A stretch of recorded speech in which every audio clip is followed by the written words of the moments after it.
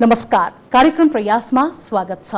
बढ्दो महिला हिंसा, त्यसमाथि पनि ससाना बालिकाहरू बलात्कृत भइरहेका घटनाहरूले यति बेला समाज लज्जित छ। इज्जत र डर धम्कीका कारण यस्ता घटना बाहिर आउँदैन। आइहाले पनि मिलापत्र गराउने र घटना ढाकछोप गर्ने प्रवृत्ति हाबी छ हाम्रो समाजमा। बझाङकी 12 वर्षीय सम्झना विक्कको हत्यादेखि सप्तरीकी 17 वर्षीय संगीता मण्डलको सामूहिक बलात्कारपछि आत्महत्या लगायतको घटनाले यति बेला नेपाली समाजलाई लज्जा बोध गराएको छ। संसदको महिला तथा सामाजिक समितिले बलात्कारीलाई मृत्युदण्ड दिने कानूनबारे अध्ययन गर्न सरकारलाई निर्देशन समेत यो बेला दिएको छ। राज्यले जबसम्म कठोर सजायको व्यवस्था गर्दैन तबसम्म यस्ता अपराधीको मनोबल वृद्धि भइरहन्छ। एउटा पक्षले मृत्युदण्डको सजायको माग गरिरहँदा अर्को पक्षले धेरै देशको उदाहरण दिँदै मृत्युदण्डले यस्ता जघन्य अपराध न्यूनीकरण नहुने बरु मानसिकता नै परिवर्तनका लागि प्रयास गर्नुपर्ने हो कि भनेर सल्लाह पनि दिइरहेको छ। यो संवेदनशील विषयमा आजको हाम्रो प्रयास केन्द्रित रहनेछ। यौन हिंसा र बलात्कार भोगेका बालिकाको जीवनको एउटा पाटोलाई पनि हामी थोरै प्रस्तुत गर्ने जमर्को कसेका छौं। सुदूरपश्चिमको कञ्चनपुरकी पुष्पा जो छुई अर्थात् महिनावारी भएको 2 दिनको दिनमा पनि छाउगोठमा हुनुहुन्थ्यो। त्यो दिन कहाली लाग्दो दिन थियो उनको जीवनमा। उनी 3 जनाबाट सामूहिक बलात्कारको शिकार भइन्। त्यो घटनापछि के भयो, कस्तो भयो र उनको जीवनमा त्यो दाग यसरी बस्यो, त्यो घटना यसरी बस्यो, जीवनका हर पाइलामा उनी अगाडि बढ्न डराइन्। तर समयले केही साथ दियो, रक्षा नेपालसम्म उनको यात्रा तय भयो र जीवनलाई अगाडि बढाउँदै हुनुहुन्छ उहाँ आज आफू नै प्रयासमा आफ्ना केही विगतलाई सम्झेर र अब कोही पनि बालिका, कोही पनि किशोरी बलात्कृत नहुन् भनेर पनि केही सन्देश दिन चाहन्छु भनेर हाम्रो स्टुडियोमा आउनु भएको छ। नमस्कार, मेरो नाम पुष्पा हो। म अहिले कक्षा 12 मा अध्ययन गरिरहेकी छु। पुष्पा, जीवनका यस्ता अप्ठ्यारा कुराहरू अझ बढी मात्रामा यौन हिंसा र बलात्कारको घटनाहरू चाहिँ एकदमै दबाइन्छ हैन, बाहिर ल्याइँदैन र कोही माथि भयो भने पनि त्यो व्यक्ति पनि सकभर परिवार अनि आफन्तहरूको अगाडि मात्र हैन, समाजको अगाडि त झन् नआउने नै सोच्छ। तपाईँ किन आफ्ना ती विगतलाई थोरै अरू सामु राखौँ भन्ने चाहनुहुन्छ? मैले यो कुरा बाहिर ल्यायो भने म जस्तै छोरीहरू दिन प्रतिदिन मर्नु पर्दैन। जब मैले यो कुरा बाहिर ल्यायो भने उहाँ दिजुले त यसरी बोल्नुभयो र हामीले पनि बोल्नुपर्छ भन्ने उहाँको दिमागमा र उहाँको मानसिक रूपमा बसिरहन्छ। तपाईँ आफ्नो कुराहरू, विगतको कुराहरू नकेलाउँ भन्ने हुन्छ हैन, त्यो दुःखका कुराहरू, पीडाका कुराहरू पनि हामीले यसरी सम्झाइदिँदा नराम्रो लाग्न सक्थ्यो होला। मैले आफ्नो विगतलाई कहिले पनि कुट्दैन भनेपछि म कहिले पनि अगाडि बढ्न सक्दिनँ, किनभने मलाई त्यो घटना मात्र याद आइरहन्छ। जब घटना आफ्नो दिमागमा, आफ्नो मनमा बसिरहन्छ तबसम्म त्यो मान्छे न त अगाडि बढ्न सक्छ न त त्यो आफ्नो लक्ष्यमा नै पुग्न सक्छ। जब म आफ्नो कुरा कसैलाई पनि भन्दिनँ थिएँ, मनमा केलाइरहन्थेँ, मलाई यस्तो भयो, यो कुरा बाहिर आउँछ कि मान्छेले थाहा पाउँछ कि भन्ने दिमागमा जहिले पनि त्यो कुराहरूले सताइरहन्थ्यो। जब मैले आफूमाथि भएको घटना अरूमाथि, समाजमाथि अरूलाई भने वा समाज अगाडि ल्याए तब मात्र मलाई सपोर्ट मिल्यो, तब मात्र मलाई साथ मिल्यो र मलाई हौसला पनि मिल्यो। जब मलाई यस्तो घटना भएको थियो भन्दाखेरि मैले आमा, बाबा वा साथीहरूलाई भन्दाखेरि मैले कहिले पनि त्यो खालको सपोर्ट पाइनँ। जब म रक्षा नेपालमा आएँ, रक्षा नेपालमा बस्ने दिदीबहिनी लगायत आमा, मिसहरूलाई जब मैले यो कुरा सेयर गरेपछि उहाँबाट जो खालको मैले सपोर्ट पाउनुपर्ने हो मैले पाएँ र मैले अब चाहिँ मैले यो कुरा भित्र राख्नु हुन है, म जस्तै छोरीहरू दिन प्रतिदिन बलात्कृत हुनु हुँदैन है भन्ने सोच आएर म आज यो स्टुडियोमा आएकी छु। पुष्पा, कस्तो हुन्छ भने नि जीवनका घटनाहरू फरक हुन्छन् हैन, बालिकाहरू, किशोरीहरू बलात्कृत भएका केसहरूमा पनि त्यसको पृष्ठभूमिहरू फरक हुन्छन्। तपाईँ कक्षा 9 मा पढ्दै हुनुहुन्थ्यो, 14 वर्षको हुनुहुन्थ्यो, कसैले तपाईँलाई प्रेम प्रस्ताव राख्यो। हजुर। तपाईँले त्यसको अस्वीकार गर्नुभयो, त्यसपछिको बदला स्वरूप तपाईँमाथि यो दुष्कर्म भयो, सेयर गर्न मिल्छ? म 9 कक्षामा पढ्दाखेरि चाहिँ गणेश खत्री भन्ने मान्छेले मलाई जहिले पनि सताइरहन्थ्यो। म तिमीलाई माया गर्छु, म तिमीसँगै बिहे गर्छु भन्ने अनेक खाले प्रश्नहरू मसँग गर्थ्यो र साथीहरूलाई पनि भन्न लगाउँथ्यो। तर मैले त्यसको केही वास्तै नगरिकन म आफ्नो पढाइप्रति मात्र ध्यान दिइरहन्थेँ र त्यो क्रम चल्दै गर्दा 9 कक्षाको एक्जाम भएपछि म 10 मा गएँ। 10 मा गएपछि चाहिँ जति 9 कक्षामा उसले मलाई सतायो। त्योभन्दा पनि दोब्बर मलाई 10 कक्षामा हुँदाखेरि चाहिँ त्यसले मलाई एकदम सताइरहँदाखेरि पनि भदौ 27 गतेको दिन थियो त्यो, जुन दिन म माथि घटना घट्यो। म बाहिर सरेको कारणले सुदूरपश्चिम भन्ने ठाउँमा चाहिँ आफ्नो घरमा राख्दैन, किनभने कि त्यहाँ परम्परागत नै चलिआएको रीतिरिवाज भन्छन् त्यसलाई। त्यसैले घरमा राख्ने चलन छैन। त्यसैले म गोठमा सुत्न गएको थिएँ। सुत्न गएपछि चाहिँ हरेक महिलालाई बाहिर सर्दाखेरिको पीडा चाहिँ सबै महिलालाई नै थाहा हुन्छ। पेट दुख्ने, ढाड दुख्ने अनेक किसिमका समस्याहरू हुन्छन्। मलाई पनि पेट दुख्ने र ढाड दुख्ने समस्या भएको कारणले म कतिखेर निदाएँ मलाई थाहै भएन।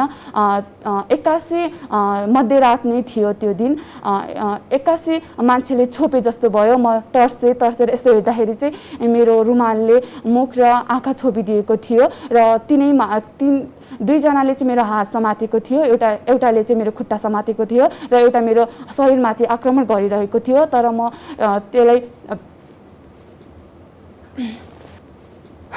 त्योसँग छुट्नको लागि एकदम प्रयास गरेँ तर सकिनँ। तिनीहरूले जबरजस्ती ग्रहण गरिसकेपछि नजिकैको भएको जङ्गलमा लगे मलाई फेरि त्यहाँ पनि बलात्कार गरेर शारीरिक रूपमा मलाई चोट पुर्याई र बन्दै गरेको 3 तले भवनबाट मलाई खसालिदिएको थियो।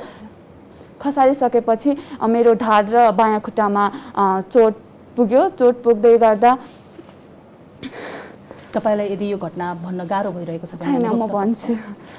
खसालिसकेपछि मेरो ढाडमा र बायाँ खुट्टामा चोट पुगेको थियो। त्यस कारणले म बेहोस भएँ। बेहोस भइसकेपछि ती बलात्कारीहरूले चाहिँ यो मरी भनेर जान आँटेका थिए र म कतिखेर चलबलाए त्यो मलाई थाहा भएन। चलबलाइसकेपछि यो त मरेकी छैन भने र फेरि तिनीहरू आएर मेरो कपाल तान्दै त्यो रोडमा लछार पछार गर्दै बन्दै गरेको भवनको पिल्लरमा मलाई नाङ्गो शरीर बनाएर हात अनि हात यसरी अनि घाँटी बाँधेर राखिएको थियो। त्यो भइसकेपछि तिनीहरू चाहिँ त्यहाँबाट भागेपछि त्यो घरको मान्छे, जुन घरमा मलाई बाँधिएको थियो त्यो घरको मान्छे बिहान पानी हाल्नको लागि त्यो घरमा आएको थियो। पानी हाल्दै गर्दा मेरो नाङ्गो शरीर र मलाई बाँधिएको अवस्थामा उहाँले भेटाउनु भयो। उहाँले घर जसको थियो त्यो व्यक्तिले तपाईँलाई पहिलेदेखि नै चिन्नुहुन्थ्यो त? मलाई चाहिँ चिन्नु हुँदैन थियो तर बाबालाई चाहिँ चिन्नुहुन्थ्यो। उहाँको साथी भएको कारणले यो चाहिँ उसको छोरी हो। तर उहाँले चाहिँ मलाई देख्नु भएको थियो तर मैले चाहिँ उहाँलाई देखेकी थिएन। उहाँले देखेपछि चाहिँ उहाँले पुलिसलाई बोलाउनु भयो, छरछिमेकीका मान्छेहरूलाई बोलाउनु भयो र आमालाई पनि फोन गरेर बोलाउनु भयो। अनि आमाले बोलाएपछि म 1 हप्ताको लागि हस्पिटलमा बसेँ। हस्पिटलमा बसेपछि जब म आएँ त्यसपछि मैले पुलिसलाई उजुरी हालिसकेपछि जुन खालको सपोर्ट पाउनुपर्ने हो त्यति बेला चाहिँ म पुलिसबाट पाइरहेको थिएँ। समय बित्दै जाँदाखेरि म मानसिक र शारीरिक रूपमा एकदम विचलित भइसकेकी थिएँ।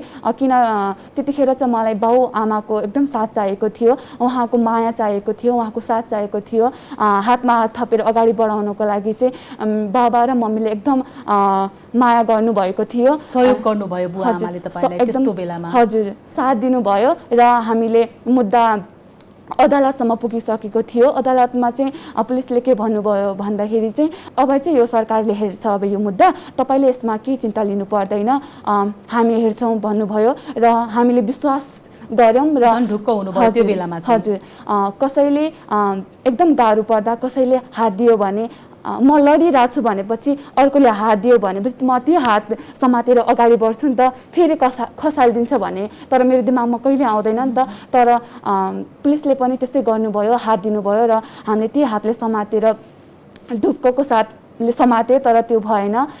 बाबा आमा मेरै शारीरिक र मानसिक रूपमा साथ दिइरहनु भएको थियो र मुद्दा अगाडि त बढाइएकै हो नि? हजुर, बढाइएको थियो तर उहाँको हाम्रो समाज, हाम्रो कानुन भनेपछि चाहिँ पैसाको लागि दौडिएको छ कि यो संसार भनेको पैसामा कसरी कमाउन सकिन्छ, कसरी अरूभन्दा आफू अब्बल बन्न सकिन्छ भन्ने हाम्रो समाज, हाम्रो कानुन, हाम्रो सरकार नै त्यस्तो छ। त्यसैले गर्दा जसको पावर छ, जसको पैसा छ, जसले जति भन्छ त्यति पैसा दिन सक्छ भनेपछि त्यसकै पछाडि दौडिन्छ हाम्रो कानुन।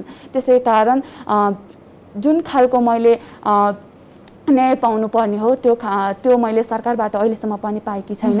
तपाईँलाई कुन बेला थाहा भयो कि आफू माथि अत्याचार गर्ने ती व्यक्तिहरू फेरि छुटिसके भनेर कुन बेला थाहा भयो? म जतिखेर गाउँमा बस्दाखेरि चाहिँ मलाई मुद्दा कहाँसम्म पुग्यो, के गर्दैछन्, वा तिनीहरू छुटिसके कि जेलमा छन् भन्ने कुराको कुनै जानकारी नै थिएन।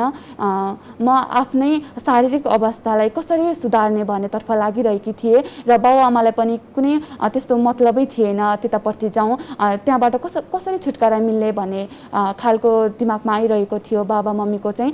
त्यो गर्दै गर्दा त्यहाँ जब म त्यो समाजमा बस्दाखेरि चाहिँ मलाई चाहिँ त्यहाँको समाजले चाहिँ बस्न एकदम गाह्रो नै भयो, स्वीकारेन भन्दाखेरि पनि मलाई अप्ठ्यारा हुन्थ्यो पुष्पा। जस्तो तपाईँले जब तपाईँको परिवारलाई त भन्नुभयो, परिवारले साथ दिनुभयो, बुवा आमा लाग्नुभयो, छोरीको मुद्दा पनि अगाडि बढेको हो, हुन त पछि गएर सजाय पाएनन्, त्यो आफ्नो ठाउँमा छ। तर समाजले चाहिँ एउटा किशोरी बलात्कृत भइसकेपछि हेर्ने दृष्टिकोण र गर्ने व्यवहार चाहिँ कस्तो थियो? यो केटी यस्तै त थिए नि, त्यसैले त यसलाई बलात्कार गर्यो, मेरो पनि छोरी छ, मेरो छोरीलाई चाहिँ किन बलात्कार गरेन, उसको छोरीलाई मात्र किन, उसको हिँड्ने पारा अनि गाउँडुल हिँड्ने पारा अनि कसरी बोल्थे, अनि त्यसै कारणले त त्यो माथि त्यस्तो घटना घट्यो। हाम्रो पनि छोरीबेटी छन्, हाम्रो छोरीबेटीले त केही पनि भएन, अब यस्तो मान्छेले राख्नु हुँदैन, उसको कारणले हाम्रो छोरीलाई पनि समस्या हुन्छ, हाम्रो छोरी पनि यस्तै हुन्छ भोलि पर्सि भन्ने खालको हुन्छ। चरित्रमाथि प्रश्न उठाइयो। हजुर। त्यसपछि तपाईँ सरकारकै सहयोगमा रक्षा नेपाल आउनुभएको हो होइन?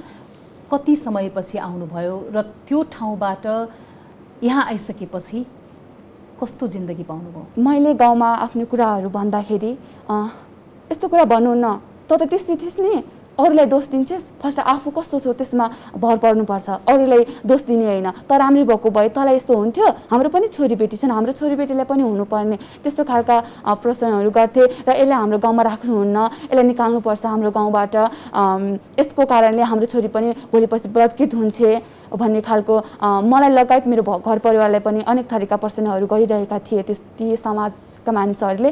र मलाई चाहिँ दिमागमा जहिले पनि यो समाजबाट कसरी निस्किने, मेरो लागि पनि केही ठाउँ छ, तर सरकारले त भन्छ नि बलात्कारमा परेको मान्छेहरूलाई अहिलेसम्म चाहिँ हरेक पीडामा परेको मान्छेहरूलाई कोटा छुट्याएको छ, तर बलात्कारमा पर्ने किशोरीहरू वा बालिकाहरूलाई कुनै पनि कोटा छुट्याएको छैन भनिन्छ।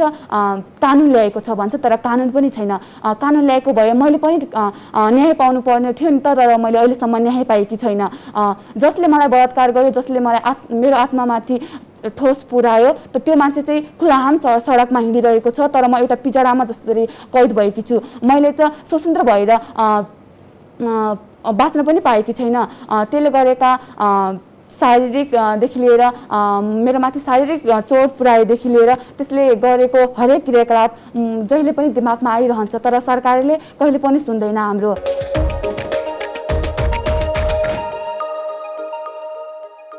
त्यसपछि पुष्पा काठमाडौँ आउनुभयो र एसएलसी दिन फेरि गाउँ नै फर्किनु भयो। हजुर। गाउँ फर्किँदाखेरि 10 कक्षाको परीक्षा दिन जाँदाखेरि त्यो समाजले फेरि पनि त्यस्तै व्यवहार गर्यो कि कसैसँग बोल्नु भएन, तपाईँ आफै परिवर्तन हुनुभयो? त्यो काठमाडौँ गएपछि यता त यस्तो उत्तौलो मचाएकी थिए, अब काठमाडौँमा गएपछि झन् कस्तो गर्ने होला, अब त त्यसले यहाँ चाहिँ आफ्नो बाबुआमाको मात्र इज्जत फालेकी थिए, अब त्यहाँ गएर हाम्रो समाजको पनि इज्जत फाल्छ भन्ने त्यस्तो खालको क्वेसनहरू गरिरहन्थे। परीक्षामा बाधा भएको भएन? तपाईँले राम्रोसँग परीक्षा दिएर आउनुभयो? एक्जाम दिँदा जाँदाखेरि 1 घन्टाको बाटो लाग्थ्यो, साइकलमा जानु पर्थ्यो र बाटोमा आउने जाने क्रममा चाहिँ ती अपराधीहरू चाहिँ आउने गर्थे। देख्नुभयो तपाईँ? हजुर, देख्नुभयो। अनि काठमाडौँ गएछस् भनेर बाँच्छु सोचेको होलिस्, तर त्यो दिमागमा कहिले पनि नराखिस्, हामी तँलाई कहिले पनि छोड्दैनौँ, त्यस्तो क्वेसनहरू चाहिँ गरिरहन्थे तिनीहरू। तपाईँको अगाडि नै भेट भयो उनीहरूसँग? हजुर भयो। अनि डर लाग्यो कि लागेन? फेरि पनि यस्तो भने भनेर म कहिले काठमाडौँ फर्कु जस्तो लाग्यो कि लागेन? हजुर, समस्यादेखि जहिले भाग्दा म एकदम थाकिसकेँ, अब त मैले समस्यासँग जुझ्नुपर्छ भन्ने चाहिँ दिमागमा मैले राखिरहेकी थिएँ। र रक्सी नेपालमा बस्दाखेरि ताइक्वान्डो सिकेकी थिएँ र उसले के गर्छ भनेपछि मसँग मैले सिकेको कलाहरू चाहिँ मैले उ गर्नुपर्छ, दबाएर राख्नुहुन्न, कति मात्र डराएर बस्नु यो समाजसँग यो राज्यसँग, अब चाहिँ मैले बाहिर आउनुपर्छ या त्यसले के गर्यो भने चाहिँ म गर्न सक्छु भने त्यो चाहिँ आँट थियो मनमा। हिम्मत थियो तपाईँलाई, त्यो आँट पनि थियो। हजुर। त्यसपछि तपाईँ परीक्षा दिएर फेरि फर्किनुभयो, नतिजा आयो, पास हुनुभयो। हजुर। तपाईँलाई बुवा आमासँग अझै पनि भेट्न जाउँ भन्ने लाग्छ कि लाग्दैन? त्यति जानु पनि हुँदैन, कस्तो हुँदो रहेछ त्यो समाजले लखेटिसकेपछि पनि आफू त्यो समाजमा गएर मिल्छु अथवा परिवार त मेरो हो नि भन्ने लाग्छ कि लाग्दैन? मलाई चाहिँ दिमागमा के आउँछ भनेपछि परिवार मेरो हो, मैले भेट्नुपर्छ, बाउ आमासँग कुरा गर्नुपर्छ। म त्यति बेला मात्र गर्छु जब म आफ्नो लक्ष्यमा पुग्छु, जब त्यो समाजले मलाई जब स्वीकार्छ तब मात्र म त्यो समाजमा जान्छु भन्ने दिमागमा आउँछ। के भयो भने समाजले स्वीकार्छ जस्तो लाग्छ? जुन त्यो समाजले मलाई गलत ठहराएको छ म त्यसलाई सही ठहराउँछु तब मात्र त्यो समाजले मलाई, किनकि गल्ती मेरो थिएन, बलात्कारीकै थियो भनेर तपाईँ त्यो प्रुफ होस् भन्ने चाहनुहुन्छ। तपाईलाई अब जीवनमा के बन्नु जस्तो लाग्छ? पढ्दै हुनुहुन्छ, लक्ष्य केही बनाउनु भएको छ? लक्ष्य त हरेक मानिससँग हुन्छ, तर मसँग चाहिँ दुईवटा लक्ष्य छ।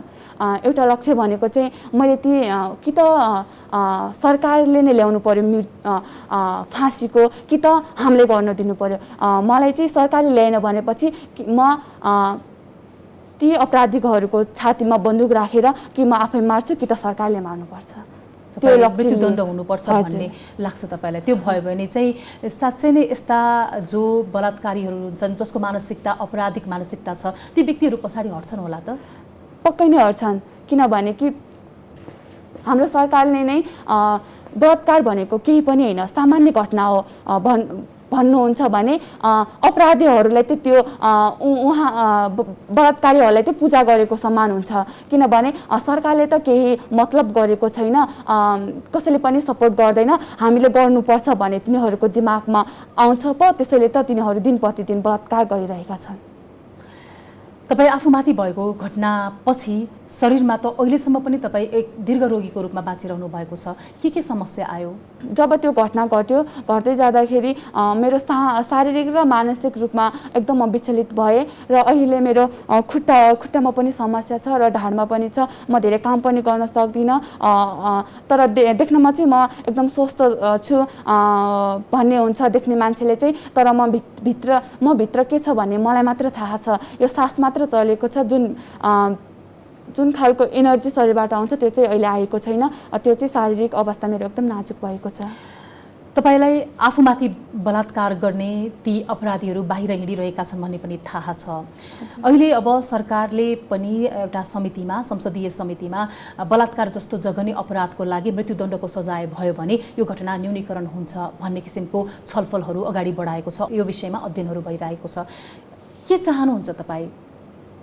मलाई चाहिँ फाँसी नै, कतिपय मानिसले चाहिँ फाँसी नै चाहिन्छ भन्नुभएको छ।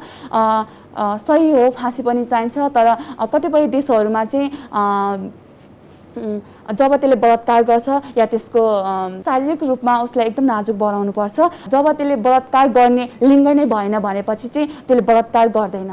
त्यसले हामीले जसरी अहिले शारीरिक रूपमा र मानसिक रूपमा जसरी हामी बाँचिरहेका छौँ, र त्यसलाई पनि थाहा होस् शारीरिक अवस्था एकदम नाजुक भयो भने कस्तो हुँदो रहेछ भनेर। तपाईँ कार्यक्रम प्रयासमा आइदिनु भयो होइन, बलात्कारको विषयमा आफै कुरा राख्ने चाहना पनि व्यक्त गर्नुभयो। अन्त्यमा तपाईँलाई के भन्न मन लागेको छ? मलाई चाहिँ जुन मान्छेले मलाई बलात्कार गर्यो त्यो मान्छे खुलिआम हिँडिरहेको छ र म एउटा पिंजरामा कैद जसरी बसिरहेकी छु र तिनीहरूलाई चाहिँ एक महिनाको, दुईजनालाई एक महिना जेलमा राखियो र अर्कोलाई 1 वर्ष, र तिनीहरूलाई फेरि पनि मुद्दा हालेर तिनीहरूलाई फाँसी नै दिने मेरो इच्छा छ।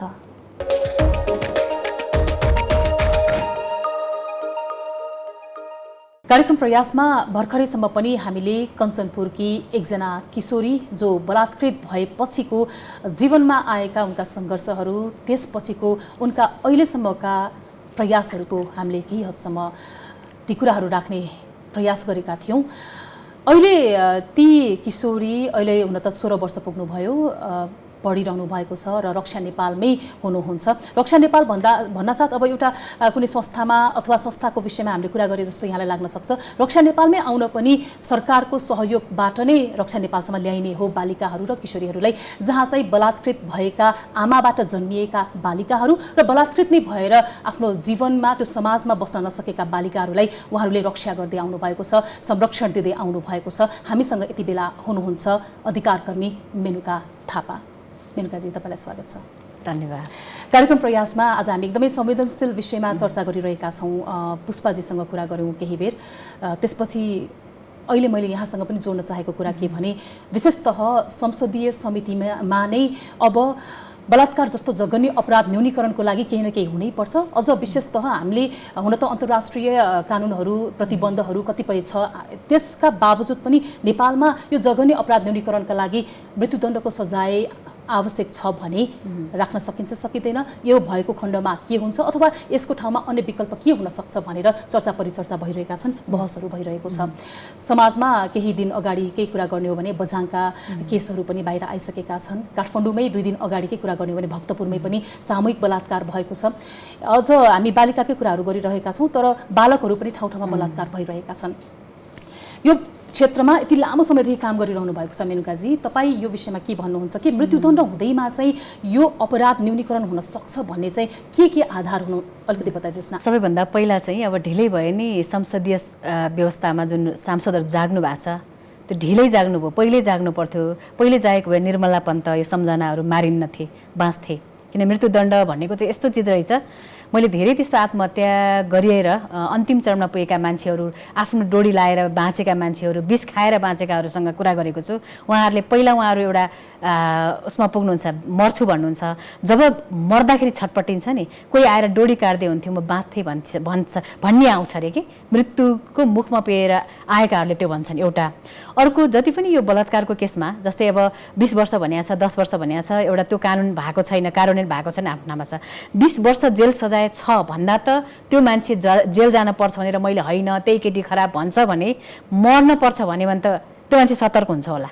जेल जान पर्छ भने थाहा छ त उसलाई, अनि जेल जान पर्छ भन्ने थाहा हुँदै पनि उसले चाहिँ म निर्दोष हुँ भन्छ नि, हैन।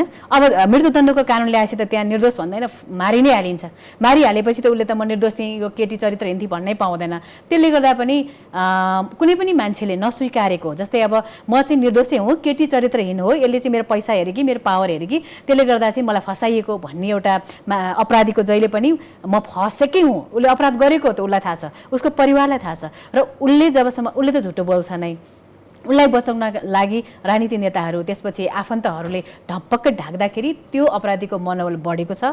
मनोबल बढ्दाले गर्दा मान्छे जेल गएकै छैनन्। जेल नजानाले फेरि सम्झना बिकको जस्तै त्यो सम्झना बिकलाई जसले रेप गर्यो त्यसले केही महिना अगाडि अर्कीलाई नै गरेको थियो। यदि त्यो मान्छेलाई त्यही बेलामा पक्रेको थियो, कानुनी कठघरामा लगाएको थियो अथवा त्यहाँ मृत्युदण्डको सजाय हुन्थ्यो भने त अर्की छोरी बाँच्थे। त्यसकारण पनि मृत्युदण्डको विकल्प छैन एउटा यो। अर्को, मृत्युदण्ड भनेको मेनुका थापा अथवा कसैको पनि व्यक्तिगत पेवा होइन। भोलि यो देशमा मृत्युदण्डको कानुन आयो भने मैले बदमासी गर्ने म पनि झुन्डिन तयार हुन्छु, म पनि डोरी लाएर झुन्डिन तयार छु।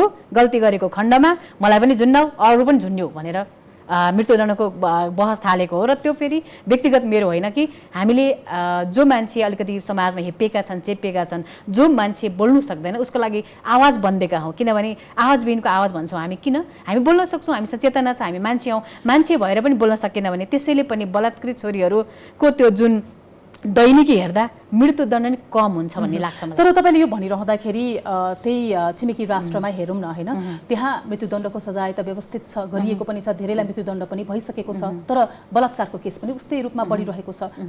त्यो कारणले गर्दा पनि मृत्युदण्ड सही विकल्प होइन कि भन्नेहरू पनि छन्। यो चाहिँ जति पनि नेपालमा राजनीति संरक्षणहरू गरिन्छ, जस्तै सबैभन्दा पहिला परिवारले आफ्नो कुनै पनि बच्चा बलात्कारी भयो भने त्यसलाई त्याग्न सक्नु पर्यो। बच्चाप्रतिको मोह, बलात्कारीप्रतिको मोह जबसम्म कुनै पनि आमा बाउसँग हुन्छ त्यसलाई चाहिँ त्यसपछि बाहिर आउने भनेको समाजले हो। अनि समाजले पनि सपोर्ट गरिराख्ने। र अझ सबभन्दा ठुलो डरलाग्दो कुरा त कानुनले संरक्षण गरेसम्म त बलात्कारी भोलि मृत्युदण्डको कानुन आए नै तुरुन्तैको झुन्डिनेवाला छ। यहाँ मृत्युदण्डको कानुन आइन झुन्नै त हाल्दैन नि, प्रोसिड्योर त यही नै हुन्छ नि होइन। जस्तो अहिले 20 वर्षको कानुन भनेको छ, 20 वर्षको कानुनमा नि मान्छेलाई खोइ 20 वर्षको हालेको, खोइ 10 वर्षको हालेको, खोइ 1 वर्षको हालेको त भनेपछि भोलि नि उसलाई अब यो बलात्कारी भयो यसलाई लर मारिहालौँ त होइन। मृत्युदण्डको कानुन आएपछि नि गर्ने प्रक्रिया त यही नै हो, बचाउने समाज त यही नै हो। त्यसै कारणले एउटा चाहिँ कानुन धेरैजना मान्छेले कडाभन्दा कडा कानुन चाहिन्छ त भनेकै छन्। कतिले मृत्युदण्ड भने होला नि, कतिले मृत्युदण्ड भन्न सकेनन् होला, तर उहाँले कडाभन्दा कडा भन्नुको तात्पर्य मृत्युदण्डै हो। अहिले धेरै नेपालीलाई सोध्यो भने उहाँले मृत्युदण्डै भन्नुभएको छ। र मृत्युदण्डको कानुन बनाइसकेपछि समाजलाई परिवर्तन गर्नुपर्ने, त्यसपछि संसदलाई परिवर्तन गर्नुपर्ने, नेता परिवर्तन हुनुपर्ने अथवा आफ्नो घर परिवार परिवर्तन हुनुपर्ने त्यो छँदैछ। उसलाई मृत्युदण्ड कानुन हुने बित्तिकै भोलि लडा झुन्याउँदैन। त्यो त एउटा उसलाई जब ऊ चाहिँ साँच्चै हो रहेछ भनेर सबै प्रमाणले हुन्छ, सबै प्रमाणले चाहिँ त्यो बलात्कारी चाहिँ अपराधी भन्ने प्रमाणित भएपछि नै झुन्याउने हो।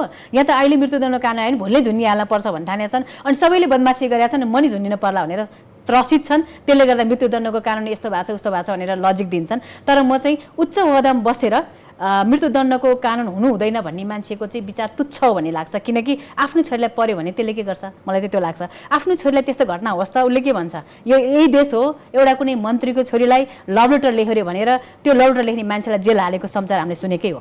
यही देश हो नि भनेपछि एउटा आफ्नो छोरीलाई कसैले लभ लेटर लेख्दाखेरि जेल पठाउन सक्ने नेता आफ्नो छोरीलाई घटना भयो भने त तुरुन्तै मृत्युदण्ड कानुन आउँछ। तर अन्तर्राष्ट्रिय केही परिबन्धहरू छन् होइन, कानुनमा पनि मृत्युदण्ड व्यवस्था गर्नको लागि त्यति सहज नेपालमा छैन पनि। यद्यपि यहाँहरूको त यो आवाज 20 वर्ष अगाडिदेखि नै तपाईँले यही आवाज बुलन्द गर्दै आउनु भएको छ कि विशेष गरेर नाबालिग अनि हाडनाताकरणीमा चाहिँ मृत्युदण्ड हुनैपर्छ भन्दै आउनु भएको छ। पुष्पाको केही बेर अगाडि हामीले कुराकानी पनि गऱ्यौँ, 20 वर्षको अधिकतम सजाय छ, दिन र रात गरेर 10 वर्ष बनाइन्छ, तर पनि 1 वर्षमै मान्छे छुटेको छ जो बलात्कारी हो। त्यो भइरहँदाखेरि त्यो बालिका, त्यो किशोरीमा चाहिँ कुन हदसम्मको पीडा हुँदो रहेछ भनेर हामीले उहाँले बोल्ने शैलीबाट पनि महसुस गर्न सक्छौँ। यस्तो भइरहेको समाजमा, जुन कानुन भएकै कानुन पनि कार्यान्वयन भइ नरहेको समाजमा चाहिँ के अबको केही परिवर्तन ल्याइएकै खण्डमा पनि घटना घट्दै जान्छ भनेर आशा गर्ने ठाउँ देख्नुहुन्छ? यस्तो छ, जस्तै अब सबैभन्दा पहिला हामीले जुन दण्डहीनताको छ, दण्डहीनताको अन्त्य गर्नु पर्यो होइन। मत्यारहरूलाई पनि बराबर सजाय ल्याउनु पर्यो। मृत्युदण्डको कानुन ल्याउँदै गर्दा त्यो जुन बलात्कारलाई झुन्याउने हो भने त्यो सहयोग गर्नेलाई 20 वर्षको 30 वर्षको जेल हाल्ने होला अथवा आजीवन कारावास गर्ने होला। जसले मिलापत्र गराइदिन्छ, जो मान्छे ओहदामा बसेर पनि मिलाउनुपर्छ भन्छ, त्यसलाई पनि कारवाही गर्नुपर्छ। जब हामी सँगसँगै दुवैजनालाई कारवाही गर्छौँ तब यो हरेक कानुनहरू इफेक्टिभ हुन्छ र छोरीहरूले यसरी पुष्पाको जस्तो हालत भएर बाँच्नु पनि पर्दैन। र यसमा उसलाई चलखेल गर्ने नेताहरू नै हुन्छन् के गाउँका, ती नेताहरूको नाङ्गे झार नपारेसम्म, ती नेताको मुखुन्डो नउतारेसम्म चाहिँ यी छोरीहरूले न्याय पाउँछन् भन्ने आश चाहिँ गर्ने अवस्था चाहिँ छैन। त्यसको लागि हामी सबै जनताहरू चाहिँ अलिकति मिडियाबाट अथवा सबैतिरबाट जो बोल्न सक्छ, बोल्न नसक्ने नाबालक भनेको दुधे बच्चा बोल्न सक्दैन, जो अलिकति बोल्न नसक्ने आफ्नो जन्मजातै स्वर नलिकन आउनु भएको छ उहाँहरू बोल्न सक्नुहुन्न। हामी त बोल्न सक्छौँ नि। हामी बोल्न सक्ने मान्छेले पनि बोल्दैन भने चाहिँ अन्न खानु र घाँस खानुमा केही फरक लाग्दैन मलाई चाहिँ। त्यसले गर्दा हामी बोलिरहनु भनेको आफू पनि सुरक्षित हुने हो, अरूलाई पनि सुरक्षित हुने हो। कानुन आयो भने म पनि झुन्डिन तयार हो, अरू पनि झुन्डिन तयार हो। तपाईँ 72 जना बालिकाहरूको संरक्षण गरिरहनु भएको छ, एउटा अभिभावकत्वको जिम्मेवारी वहन गरिरहनु भएको छ, दिन रात देखिरहनु भएको छ उनीहरूमा हुने त्यसपछिको प्रभाव होइन, पोस्ट स्ट्रेस कस्तो हुन्छ बलात्कार र यौन हिंसामा परिसकेपछि कुनै पनि बालिकामा भन्ने यो अनुभव यहाँले गर्नुभएको छ, जुन हामीले कुरा सुन्दा, समाचार मात्र सुन्दा त्यसलाई हल्का रूपमा पनि लिइरहेका हुन सक्छौँ। तर जुन पुष्पाकै कुरालाई म फेरि पनि जोड्छौँ, हामीले उहाँसँग प्रयासमा कुराकानी पनि गरिसकेको कारणले गर्दा यहाँहरूले चाहिँ कसरी ती बालिकाहरू तिमी बदला लिने होइन, बदल्नुपर्छ, आफूलाई बदल्न सिक्नुपर्छ भनेर सिकाइरहनु भएको छ। कतिको सहज छ, चुनौती कतिको छ? एकदमै चुनौती छ। जस्तै अब बलात्कार भनेको शरीरमाथिको आक्रमण होइन, आत्मामाथिको आक्रमण हो। शरीरको घाउ त उसको केही समयपछि निको होला, त्यो आत्मा टुटेको आत्मा कुनै पनि औषधिले, कुनै पनि धामी झाँक्री माया ममताले हुँदैन जबसम्म उसले आफूलाई उठाउने हिम्मत गर्दैन। उसले आफूलाई उठाउने हिम्मत गर्नको लागि सबैभन्दा ठुलो रोल त परिवारको सपोर्ट चाहिन्छ। परिवार जिउँदैछ तर मरेको जस्तो भएर बाँच्नु परेको छ। आमा बाउ सबै छन् तर अनाथ जस्तो भएर बाँच्नु पर्दाको जिन्दगी, बरु बाउमै छैन भन्नु पाइयो भने अर्कै हुने रहेछ। बाउमा छ, नागरिकतामा सबैतिर उहाँहरूकै नाम छ, कसकी छोरी फलानाको छोरी, तर त बाबुआमाले केही सपोर्ट गर्न नसक्ने अथवा सपोर्ट गर्न नचाहने भयो भने त्यो फेरि अर्को मानसिक डरलाग्दो विक्षिप्तता त्यहाँ आउँछ।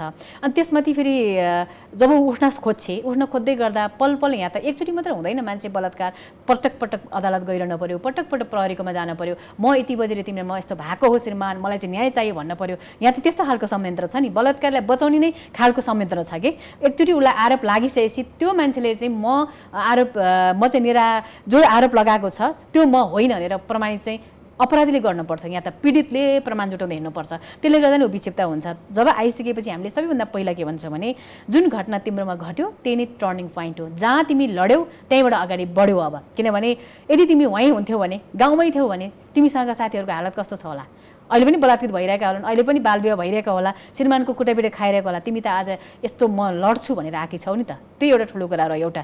अनि अर्को कुरा चाहिँ हामी त्यहाँ दिने उहाँहरूलाई एउटा रुटिनमा राख्छौँ। उहाँले त्यहाँ तेक्वान्दोदेखि लिएर आफ्नो जीवन व्यक्तित्व विकास गर्नको लागि के चाहिने हो त्यो छोरीलाई मानसिक र शारीरिक रूपमा चाहिने, अब त्यो सबै हामीले प्रदान गर्छौँ। त्यसले गर्दाखेरि उहाँहरू चाहिँ त्यो वात्तै उहाँहरूको चाहिँ आत्मबल बढेर आउँदो रहेछ। र अर्को एउटा चाहिँ जुन चाहिँ उहाँहरूलाई गाउँमा बस्दा चाहिँ ऊ एक्लै हुन्छे होइन, गाउँमा चाहिँ ऊभन्दा अगाडि रेपमा परेका भयो नि कसैले भन्दैनन् अथवा घर घरमा लुकाउँछन् अथवा ऊ नै त्यो गाउँको पहिलो घटना हो भनेपछि सबैले के भन्न ठान्छन्, ऊ मात्रै हो यस्तै अथवा उसलाई मात्रै यस्तो घटना घट्यो, त्यो होइन, यो चाहिँ तँलाई खाने बाघले मलाई नै खान्छ। भोलि समाजमा अपराधी भयो भने त तपाईँ म सबै असुरक्षित हुन्छौँ नि। यहाँ यो कसैले कोरोनाले कसैलाई छोड्यो र यहाँ कसैलाई छोडे होइन, बलात्कारले नि कसैलाई नि छोड्दैन। त्यो उसले चाहे आफ्नो जब उसको अपराध मनमा आउँछ त्यो बेला उसले न नाबालक भन्छ, न मेरो आमा भन्छ, न हजुरआमा भन्छ। त्यसैले त यहाँ नाबालकदेखि लिएर 60 वर्षको हजुरआमासम्म असुरक्षित छन् नि भनेपछि उहाँलाई चाहिँ हामीले के भन्छौँ भने तिमी अब आफू लडेर अगाडि बढिसकेको छौ, तिमी बाँचेकी छौ, तिमीलाई मरी भनेर फालेको थियो नि, जीवित देवी भन्छौँ हामी चाहिँ उहाँलाई होइन, जीवित देवी। किन देवीसँग मात्रै हुन्छ त्यस्तो पावर, जुन त्यस्तो क्षमता, त्यो पावर भनेको शारीरिक पीडा पचाउन सक्ने पावर के। म पनि उहाँले त्यो शारीरिक पीडा हाँसेर पचाएको देखेर चाहिँ मलाई अनि हिम्मत आउँछ कि हामी एउटा टाउको दुख्यो पेट दुख्यो भने यता दुख्यो उता दुख्यो भन्छौँ, उहाँहरूलाई त कति छ कति दुखाइ, तर त्यो दुखाइको प्रभाव छैन अहिले मात्र। अब यो कोरोनाको कहरमा शुद्ध 1200 भन्दा बढी त बलात्कारका घटनाहरू दर्ज भएका छन्, त्यो पनि प्रहरीमा होइन। कतिपय त अझै पनि बाहिर नल्याइएका पनि कतिपय होलान्। कुनै पनि परिवारभित्र कुनै आफ्नो बालिका किशोरी चाहिँ घरको परिवारभित्र नै बलात्कृत भएकी छिन् अथवा यौन हिंसा भइरहेको छ उसमाथि भने त्यो परिवारले चाहिँ कस्तो प्रयास गर्नुपर्छ? अब परिवारले सबैभन्दा पहिला उसले के सोचेर बच्चा जन्माएको थियो, त्यो बच्चालाई त बलात्कारी बनाउँछु भने पनि थिएन, बलात्कृत होस् भने पनि थिएन होइन। कुनै पनि मान्छेले बच्चा जन्माउँदा मेरो छोरा अथवा छोरी यहाँ पुगोस् भन्ने सोच्या हुन्छ। त्यहाँ पुर्याउनको लागि त्यो खालको रोड तयार पारिदिएको छ कि छैन त? हामीले कतिको सुरक्षित समाज तयार पारेका छौँ, कतिको सुरक्षित इन्भाइरोमेन्ट दिएका छौँ परिवारमा, एउटा त्यो रह्यो। र त्यति दिँदै पनि आफूले माया दिँदै केयर दिँदै संस्कार दिँदै पनि कोही बलात्कारी भयो भने त्यो बलात्कारीलाई चाहिँ चट्टै छोड्न सक्नुपर्छ। पारिवारिक बच्चाप्रतिको माया हुनु हुँदैन एउटा। अर्को बलात्कृत भयो भने त्यो छोरीको दोष होइन, न त्यो आमाको दोष हो, न बाउको दोष हो, न छोरीको दोष हो, त्यो बदमासी जो गर्यो त्यसको दोष हो। त्यसलाई कारवाही गर्नुपर्छ। त्यसलाई कारवाही गर्नको लागि राज्यले सहयोग गर्छ, बाबुआमालाई नै गर्छ, सबैलाई गर्छ कि। त्यसले गर्दाखेरि राज्यको ढोका ढकढकाउन र जबसम्म न्याय पाइँदैन तबसम्म बोलिरहने चाहिँ छोड्नु हुँदैन। अहिलेको पहिला जस्तो जमाना छैन। अहिले सबैको हातमा एउटा स्मार्टफोन छ, मान्छेहरू भात हान्नन् 10-12 हजारको फोन बोक्छन्, फोन बोकेर टक्कै एउटा 100मा फोन गरिदियो भने एउटा सानो भिडियो फेसबुकमै हालिदियो भने पनि सहयोगी हातहरू थुप्रै छन् कि अहिले चाहिँ। पहिलाको जस्तो जमाना होइन। पहिला जस्तो राणा परिवारको जस्तो आफै खुम्चेर बस्नु पर्दैन। देशमा लोकतन्त्र छ, गणतन्त्र छ। गणतान्त्रिक लोकतान्त्रिक मुलुकमा सबैले न्याय पाउँछन्, तर भन्न चाहिँ पर्यो, मलाई दुख्यो त भन्न पर्यो नि। अनि जुन बेला दुख्यो त्यही बेला भन्न पर्यो। फेरि घाउ खाटा बसेपछि कोट्याउने होइन। यहाँ चाहिँ धेरै पुराना घटनाहरू अहिले आएका छन् कि त्यो चाहिँ त्यही बेला किन नबोलेको, त्यो बेला बोलेको भए ऊ त बोल्न सकेन, बाबुआमा किन नबोलिदिएको, समाज किन नबोलिदिएको। अब त्यो बाबुआमा बोलेन भने बाबुआमालाई नै कारवाही गर्नु पर्यो, समाजलाई नै कारवाही गर्नु पर्यो। तब अर्को बाबुआमा तर्सिन्छन् अनि पीडा बाहिर ल्याउँछन्।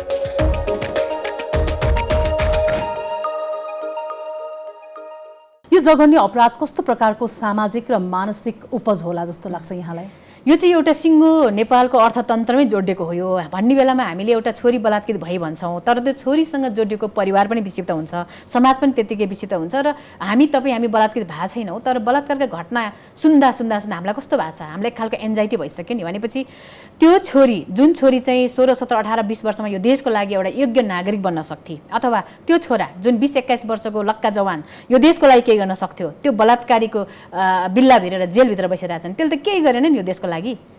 त्यो भनेपछि त्यो स्वस्थ जनशक्ति भएको भए यो देशको लागि केही गर्थे, केही कन्ट्रिब्युसन गर्थे भनेपछि त्यसलाई पाल्न पर्यो, बलात्कारलाई पनि जेलमा राखेर पाल्न पर्यो। हाम्रो शिक्षामा लगानी गर्नुपर्ने बजेट एउटा उसमा लगानी गर्नुपर्ने बजेट त्यसलाई खुवाउँदैमा गयो एउटा त्यो। अर्को शिक्षामा लगानी गर्नुपर्ने बजेट, विकासमा लगानी गर्नुपर्ने बजेट भिक्टिमलाई उद्धार गर्दैमा धेरै गयो भनेपछि हामी त कति पछाडि छौँ नि साँच्चै। त्यही भएर यो अर्थतन्त्रसँग एउटा छोरी बलियो हुनु भनेको यसको चाहिँ 10 वर्ष एउटा हाम्रो अर्थतन्त्र धरापमा पर्नु हो भन्ने लाग्छ मलाई। किनकि यसमा लड्ने सबै वकिलहरू सरकारी मुद्दा हुन्छ भनेको छ, त्यो सरकारी वकिलले हेर्दैला नहेर्दा त अर्को पाटो रह्यो। तर समग्रमा हामीले यसको सर्फेसले हेर्ने हुँदाखेरि सबै इफोर्ट सरकारले लाउनुपर्छ।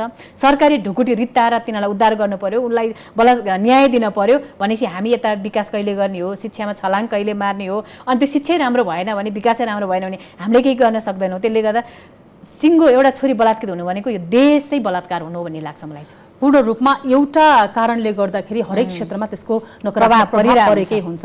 तर हाम्रो देशकै सरकारकै गम्भीर रूपमा केही दिनकै अगाडिको कुरा गर्नुपर्दा एक जिम्मेवार मन्त्रीज्यूले नै के भन्नुभयो भने आत्तिहाल्नुपर्ने अवस्था छैन, नेपाल अरू देशको हिसाबमा त तुलनामा त धेरै पछाडि छ बलात्कारको उसमा भन्ने हिसाबले उहाँले एउटा प्रतिक्रिया दिनुभयो। यो विषयमा के भन्नुहुन्छ? यसमा चाहिँ जस्तै अब मलाई चाहिँ कुनै पनि मान्छे इम्पोर्टेन्ट होइन, त्यो पद इम्पोर्टेन्ट हो। गृहमन्त्री जस्तो पदमा बसेर, गरिमामय पदमा बसेर आफ्नो गरिमा बिर्सेर बोल्ने मान्छेलाई छुट छैन। उनी नैतिकताको आधारमा 1 मिनट पनि त्यो कुर्सीको लायक होइनन्, म चाहिँ त्यो भन्छु। किनभने म एउटा रक्षण लेभलको कुर्सीमा बसेर मैले गैरजिम्मेवारी कुरा गरेँ भने म पनि त्यसको लायक हुँदैन नि। त्यस्तै हो, आफ्नो कुर्सी, आफ्नो जिम्मेवारी र काममा के बोकेर आएको हुँ त्यो चाहिँ बिर्सिनु हुँदैन। त्यो चाहिँ मेरी छोरी सुरक्षा छि, अर्काको छोरी चाहिँ बलात्कृत भए नि हुन्छ भनेर भने जस्तो भयो एउटा। अनि जबसम्म यस्ता खालका गैरजिम्मेवारी बोल्ने गृहमन्त्री अथवा प्रधानमन्त्री अथवा जोसुकै होस्, जो चाहिँ राज्यले के भनेको छ संविधानले जसको कोही छैन त्यसको राज्य अभिभावक हुनेछ भनेपछि पुष्पाहरू जस्ताको अभिभावक त राज्य हो नि। लाज शरम हुनु पर्दैन? गृहमन्त्रीलाई आफूले जन्माएको छोरी होइन तर आफ्नोभन्दा धेरै कर्तव्य बोकेको छ। संविधानले के भनेको छ, तिनको संरक्षक गर्छु भनेर त्यहाँ पुगेका हुन् नि त। आफ्नो छोरी बलात्कृत भएको ठुलो हेर्छु भन्ने बाउ कस्तो? त्यही भएर यो त अहिले पुष्पाहरू जस्तोको बाउ हो गृहमन्त्री। त्यही भएर यस्ता बाउहरूलाई पनि सजाय हुनुपर्छ भन्ने ठान्छु कि म चाहिँ। जिम्मेवार व्यक्तित्वले गैर जिम्मेवार अभिव्यक्ति दिनु भनेको त्यसको प्रभाव कुन हदसम्म जान सक्छ त्यो पनि सोच्नुपर्ने हुन्छ। मेनकाजी कार्यक्रम प्रयासमा आइदिनु भयो। अब अहिलेको विषय भनेको सम्झना विकको बझाङको केसमा के पनि भयो भने त्यसको 2 महिना 3 महिना अगाडि अर्को एकजना बालिकालाई जो अपराधी भनेर अहिले स्वीकार पनि गरिसकेका छन् राजेन्द्र बोहरा, उनले त्यो घटनाभन्दा 3 महिना जति अगाडि अर्को बालिकामाथि पनि बलात्कार गरेका थिए। उनलाई त्यो समाजले, त्यो परिवारले के गरायो भने खुट्टामा 500 राखेर ढोगेपछि मिलेमत्तो गरायो, मिल्यो। त्यो घटना सबै सामसुम भयो। त्यसकै उपज पनि फेरि सम्झनाले भोग्नु पर्यो। यस्ता त गाउँठाउँमा कति भइरहेका होलान् हैन? यो कुराहरूलाई पनि रोक्नलाई त्यो समाजका, त्यो परिवारका मान्छेलाई कसरी शिक्षित गराउन सकिन्छ, कस्तो चेतना दिनुपर्छ? यसमा चाहिँ मान्छेलाई परिवर्तन गर्ने भनेको जो मान्छे स्कुल जान्छ त्यसलाई स्कुलबाटै परिवर्तन गर्नुपर्छ हैन? अलिकति उमेर ढल्किसकेपछि एउटा भनिन्छ नि मान्छेको नेचर र सिग्नेचर कहिले पनि परिवर्तन हुँदैन अरे कि। भनेपछि जुन नेचर हो यो जन्मेर 3 वर्षदेखि 10 वर्ष अथवा 16 वर्षसम्म बाबुआमाको काखमा हुन्छन् कुनै पनि छोराछोरी, तिनले जे सिक्यो बाबुआमाले जे सिकायो त्यही नै सिक्ने हुन्, त्यही नै बोल्ने हुन्, त्यही नै हुने हुन्, त्यही नै फल्ने हुन् भन्ने लाग्छ मलाई। त्यसैले सबैभन्दा पहिला सरकारले एक कक्षादेखि नै महिला अधिकार भनेको के हो, बाल अधिकार भनेको के हो, कानुन भनेको के हो, यौन शिक्षा भनेको के हो, त्यो बच्चाले एक कक्षादेखि नै बाल मस्तिष्कमा हालिदिन पर्यो ताकि उसलाई के लागोस्, ए मैले यसरी छुनु, यसरी हेर्नु यो चाहिँ अपराध हो, म अपराधी भइरहेको छु भने उसले त्यहाँ नै जानोस् कि मान्छेले पढेर जान्दछ कि पढेर जान्दछ। अहिले सरकारले यो चाहिँ एउटा सबैलाई शिक्षा, साक्षरता, सबैको घर घरमा साक्षरता हैन, 0 टलरेन्स भने जस्तै हिंसाको लागि 0 टलरेन्स भने जस्तो सबैजना साक्षर हुनुपर्छ भने अभियान थालेको छ। ओके, साक्षर हुने, तर साक्षर केमा हुने भने आफू जन्मेपछि, कुनै पनि नागरिक यो समाजमा जन्मेपछि, मान्छे भएर जन्मेपछि मान्छेको भूमिका के हो, यो देशको लागि के हो, समाजको लागि के हो, एउटा किरा फट्याङ्ग्रो लागि जस्तै आफै बाँच्ने खाने रमन त होइन होला नि मान्छे हो। त्यो एउटा दिने खालको नैतिक शिक्षा दिने खालको जुन हामीले पहिला नैतिक शिक्षा पढेका थियौँ, अब अहिले नैतिकै शिक्षा नभए पनि एउटा कानुन शिक्षा होला, यौन शिक्षा होला, त्यस्तै एउटा एक कक्षादेखि राख्नुपर्छ, एउटा त्यो लाग्छ। अर्को जो अब स्कुल जानुहुन्न, आमा बुवाहरू स्कुल जानुहुन्न, पढे लेखेका हुनुहुन्न, उहाँहरूलाई चाहिँ नेपाल सरकारले प्रसारण गर्ने टेलिभिजनहरू, पत्र पत्रिकाहरूमा 50% चाहिँ सामाजिक मुद्दाहरूका विषय हुनु पर्यो। यहाँ त 99% राजनीतिक मुद्दा छ। राजनीतिक बयान हेऱ्यो, राजनीतिक नेताले यो भन्यो भने छ, त्यो भन्यो भने छ, नेताले भनेर केही पनि भएको छैन, समस्या जिउको त्यौँ छ भनेपछि कम्तीमा पनि सरकारले यस्तो खालको नीति ल्याउन पर्यो, कुनै पनि टेलिभिजनमा, पत्र पत्रिकामा 80% चाहिँ सामाजिक विषय हुनै पर्छ। त्यो लागू गर्न पर्यो एउटा। अर्को यहाँ बाल दिवस मनाइन्छ, महिला दिवस मनाइन्छ, त्यो 2-4 जना महिला बालिकालाई बाहेक अरूलाई थाहै हुन्न त्यो बाल दिवसको महत्त्व के हो, महिला दिवसको महत्त्व के हो। यो सबै चाहिँ सरकारी मिडियाहरूमा लगायत यो चाहिँ प्रचार प्रसारको चाहिँ कमी भए हो।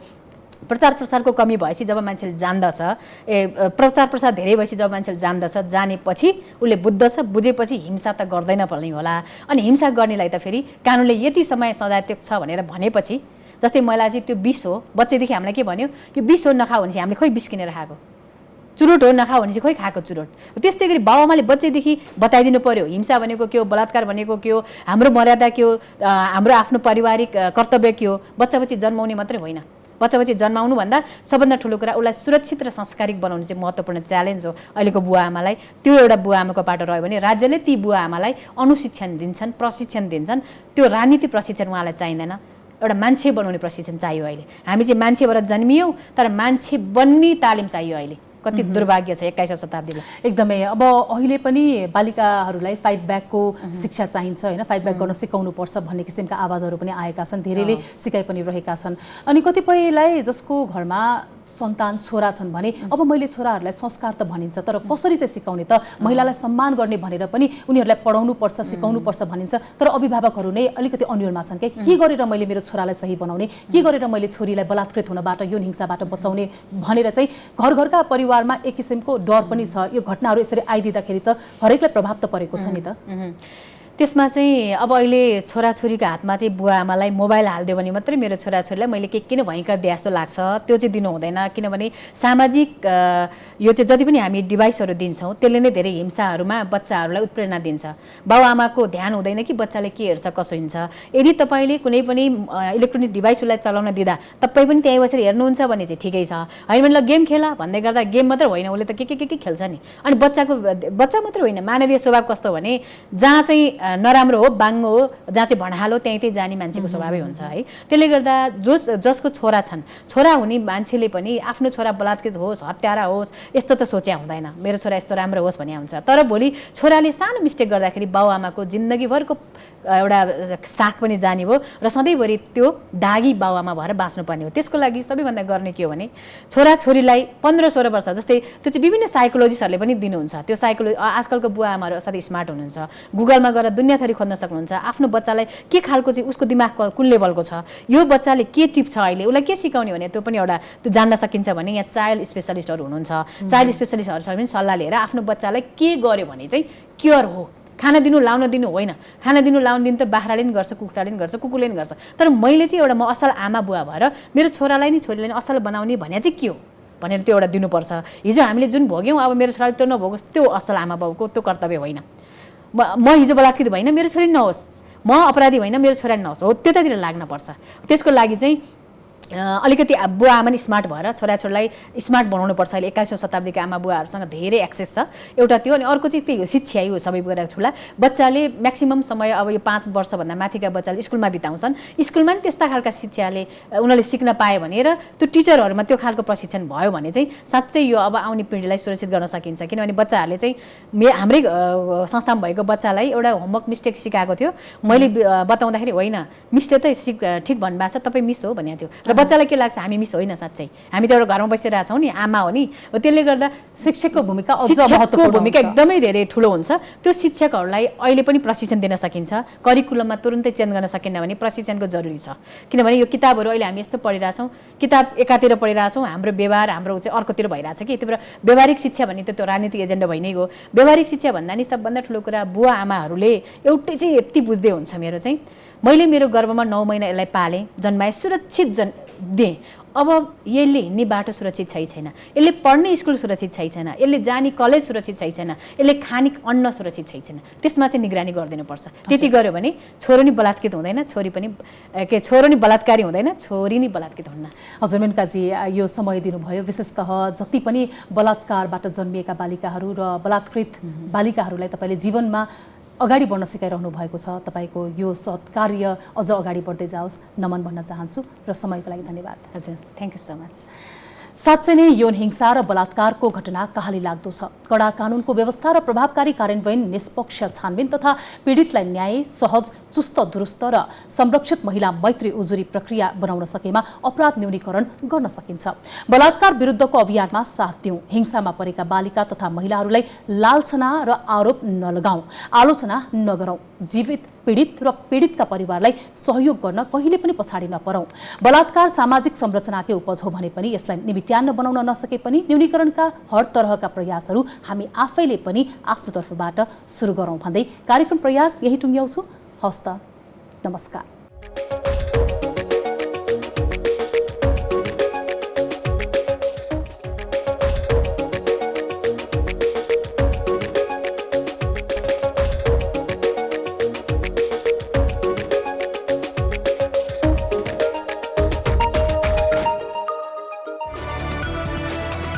It's an AP1 presentation.